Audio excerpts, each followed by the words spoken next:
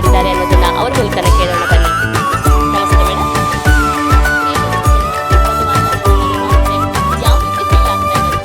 ತುಂಬ ಖುಷಿ ಆಗ್ತಾ ಇದೆ. ವರಮಹಾಲಕ್ಷ್ಮಿ ಹಬ್ಬನ ನಾವು ವೈಭವಲಕ್ಷ್ಮಿ ಅಂತಲೂ ಪೂಜೆ ಮಾಡ್ತೀವಿ. ನಾವು ಶ್ರಾವಣದಲ್ಲಿ ವೈಭವಲಕ್ಷ್ಮಿ ಅಂತಲೂ ಪೂಜೆ ಮಾಡ್ಕೊಂಡು ಹೋಗ್ತೀವಿ. ವರ್ಷನೂ ಇದೇ ಥರ ಮಾಡ್ಕೊಂಡು ಹೋಗ್ತೀವಿ. ತುಂಬ ಖುಷಿ ಇದೆ. ನಾನೊಂದು 5-6 ವರ್ಷದಿಂದ ಮಾಡ್ಕೊತಾ ಇದ್ದೀನಿ. ತುಂಬ ಬದಲಾವಣೆ ಆಗಿದೆ. ವೈಭವಲಕ್ಷ್ಮಿ ಪೂಜೆ ಮಾಡಿದಾಗಲೂ ನನಗೆ ಒಳ್ಳೆಯದೇ ಆಗಿದೆ, ಮತ್ತು ಈ ಥರ ಪೂಜೆ ಮಾಡಿದಾಗ್ಲೂ ಒಳ್ಳೆಯದೇ ಆಗಿದೆ. ಇದ್ರ ಜೊತೆನೂ ನಾನು ದಸರಾ ಪೂಜೆನೂ ಮಾಡ್ತೀನಿ. ಅದನ್ನು 9 ದಿನ ಇಟ್ಟಿರ್ತೀನಿ. ಅದರಿಂದನೂ ನಾನು ಎಲ್ಲ ಥರದ ಪೂಜೆಗಳನ್ನು ಮಾಡ್ತೀನಿ. ಖುಷಿ ಇದೆ. ನಮ್ಗೆ ಎಲ್ಲದರಲ್ಲೂ ಒಳ್ಳೆಯ ಅನುಭವನೇ ಆಗಿದೆ.